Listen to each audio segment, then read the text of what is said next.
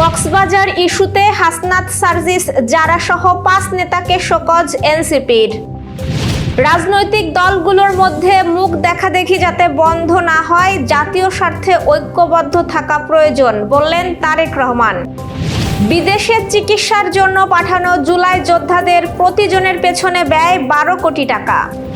তফসিলের আগে এসপি ওসিদের বদলি হবে লটারির মাধ্যমে। নির্বাচনের কেন্দ্রে পুলিশের শরীরে থাকবে ক্যামেরা বললেন স্বরাষ্ট্র উপদেষ্টা।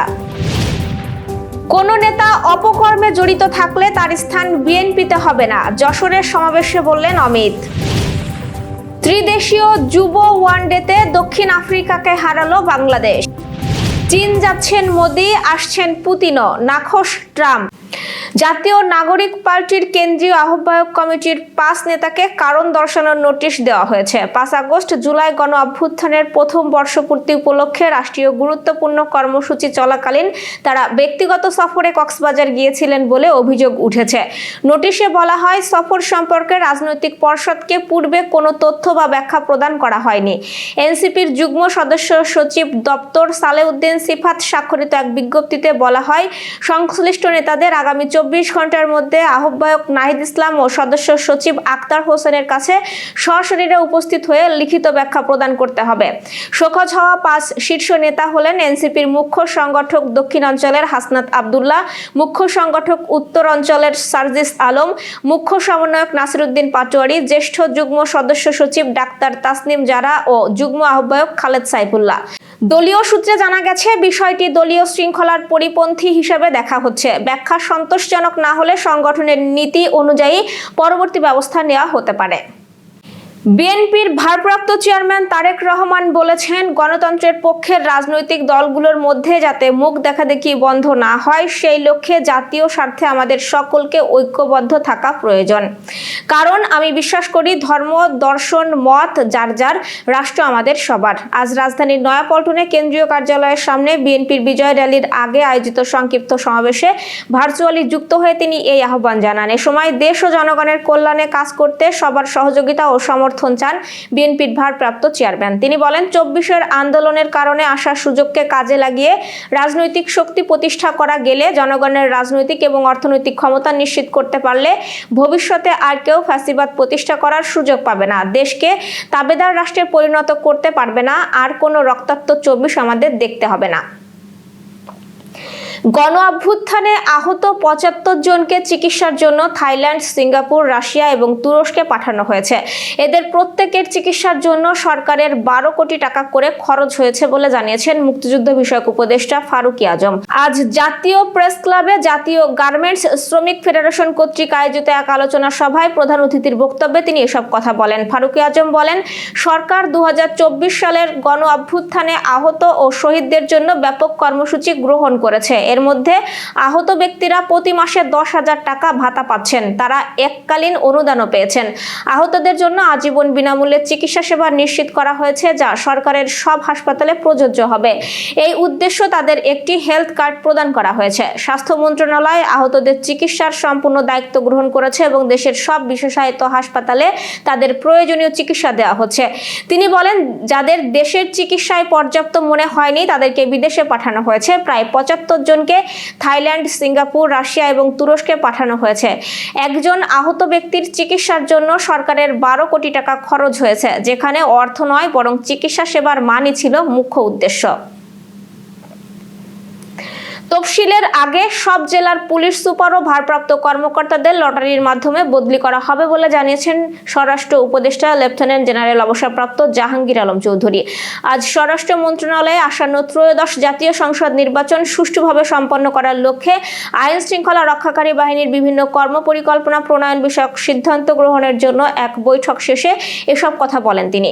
স্বরাষ্ট্র উপদেষ্টা বলেন, গতকাল প্রধান উপদেষ্টা জাতির উদ্দেশ্যে যে ভাষণ দিয়েছেন সেখানে তিনি বলে দিয়েছেন নির্বাচনের প্রস্তুতি শুরু হয়ে গেছে। তারই ধারাবাহিকতায় আজকে আমরা আলোচনা করেছি। স্বরাষ্ট্র উপদেষ্টা আরও বলেন, ত্রয়োদশ জাতীয় সংসদ নির্বাচনকে অবাধ, সুষ্ঠু ও নিরপেক্ষ এবং আইন শৃঙ্খলা পরিস্থিতি উন্নত করতে 47,000 কেন্দ্রে একটি করে বডি অন ক্যামেরা দেওয়া হবে।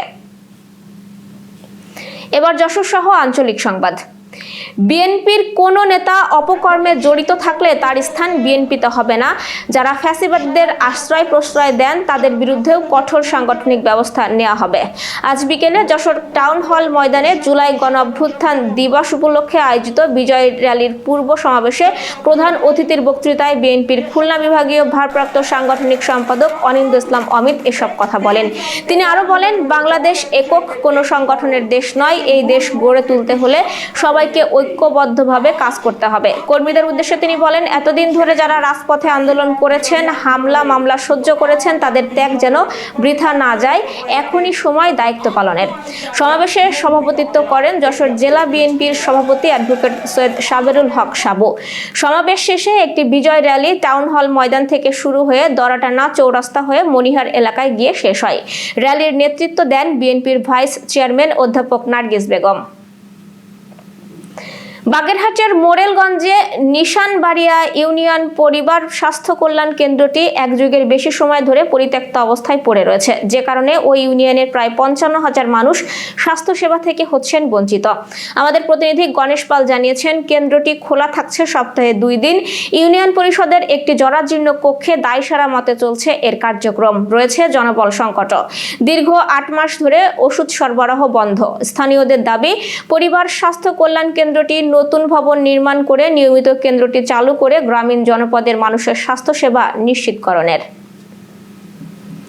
সুন্দরবনের শরবতখালী এলাকায় মোংলা কোস্টগার্ডের অভিযানে ডাকাত আশাবুর বাহিনীর 2 সহযোগীকে আটক করা হয়েছে। আটককৃতরা হলেন খুলনার পাইকগাছা থানার বাদশা গাজী ও মেহেদি হাসান। আমাদের প্রতিনিধি MM ফিরোজ জানিয়েছেন, গোপন সংবাদের ভিত্তিতে মঙ্গলবার বিকেলে মোংলা কোস্টগার্ড বেস একটি বিশেষ অভিযান চালায়। আজ দুপুরে প্রেস ব্রিফিংয়ে কোস্টগার্ড মিডিয়া কর্মকর্তা লেফটেন্যান্ট কমান্ডার সিয়ামুল হক এই বিষয়ে জানান, আটককৃতরা দীর্ঘদিন ধরে ডাকাত আশাবুর বাহিনীকে অস্ত্র, গোলাবারুদ ও রসদ সরবরাহ করে আসছিল। ঝিনাইদহের মহেশপুর উপজেলার ফতেপুর ইউনিয়নের গাজীরুন্নেসা বালিকা বিদ্যালয়ের RDCর উদ্যোগে বৃক্ষরোপণ কর্মসূচির উদ্বোধন হয়েছে।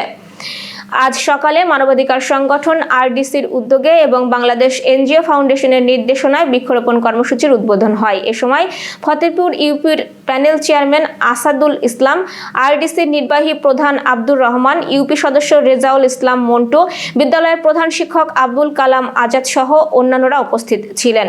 RDC নির্বাহী প্রধান সাংবাদিকদের জানান, আগস্ট মাসব্যাপী এই কর্মসূচি অব্যাহত থাকবে। দৈনিক গ্রামের কাগজের মনিরামপুর খেদাপাড়া প্রতিনিধি এরশাদ আলীর দাফন সম্পন্ন হয়েছে। আজ জোহর বাদ হেলাঞ্চি বাজার কেন্দ্রীয় ঈদগাহ ময়দানে জানাজা শেষে পারিবারিক কবরস্থানে তার দাফন সম্পন্ন হয়েছে। জানা যায়, গ্রামের কাগজের সম্পাদক প্রকাশক মবিনুল ইসলাম মবিন, নির্বাহী সম্পাদক আসাদুজ্জামান, সহকারী সম্পাদক জাহিদ আহমেদ লিটন, বিশেষ প্রতিনিধি দেওয়ান মুর্শেদ আলম, যুগ্ম বার্তা সম্পাদক M আয়ুব, মফস্বল সাংবাদিক ফোরামের প্রধান উপদেষ্টা মোতাহার হোসেন, দৈনিক গ্রামের কাগজের মফস্বল সাংবাদিক ফোরামের সভাপতি চন্দন দাস, সাধারণ সম্পাদক রবিউল ইসলাম খান, কোষাধ্যক্ষ ওয়াহিদুজ্জামান মিলন, প্রচার সম্পাদক জাকির হোসেন হৃদয়, সিনিয়র সাংবাদিক পরেশ দেবনাথ, নূর ইসলাম, মিজানুর রহমান, জাহাঙ্গীর আলম, সারোয়ার হোসেন তিতু, অমরেশ বিশ্বাস, খেদাপাড়া ইউনিয়ন পরিষদের ভারপ্রাপ্ত চেয়ারম্যান মনসুর আলী সহ বিভিন্ন সামাজিক রাজনৈতিক অঙ্গনের ব্যক্তিবর্গ উপস্থিত ছিলেন। মঙ্গলবার গভীর রাতে শ্বাসকষ্ট দেখা দিলে তাকে মনিরামপুর হাসপাতালে নেওয়া হয়, কিন্তু ডাক্তার তাকে মৃত ঘোষণা করেন। খেলার সংবাদ।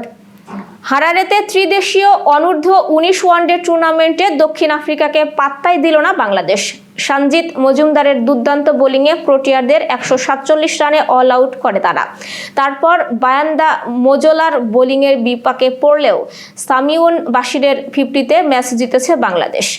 29 ওভার 3 বলে 5 উইকেটে 148 রান করেছে বাংলাদেশ। 68 রানে 5 উইকেট পড়ার পর বশির ও মোহাম্মদ আবদুল্লাহর অবিচ্ছিন্ন জুটিতে জয় পায় তারা। আগামী রোববার ফাইনালে দক্ষিণ আফ্রিকার মুখোমুখি হওয়ার আগে দারুণ জয়ে আত্মবিশ্বাস ফিরে পেল বাংলাদেশ। শিরোপা লড়াইয়ে নামার আগে তারা লিগ পর্বে জিম্বাবুয়ের বিপক্ষে শেষ ম্যাচ খেলবে।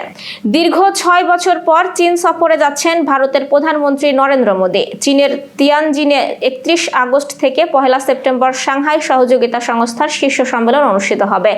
মোদি এই সম্মেলনে উপস্থিত থাকতেই চীন সফরে যাচ্ছেন। ওই একই সময়ে দেশটিতে সফরে থাকতে পারেন রুশ প্রেসিডেন্ট ভ্লাদিমির পুতিন।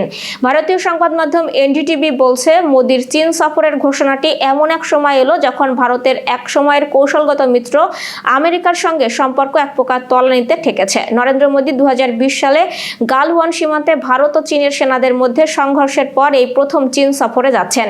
তিনি সর্বশেষ চীন সফরে গিয়েছিলেন 2019 সালে। এবার 6 বছর পরবর্তী এই সফর নানা কারণে গুরুত্বপূর্ণ বলে ধারণা করা হচ্ছে। বিশেষ করে আমেরিকার সঙ্গে সম্পর্কে ফাটল দেখা দেওয়ার পর হয়তো চীনের সঙ্গে সম্পর্ক মেরামত জরুরি বলে মনে করছে দিল্লি।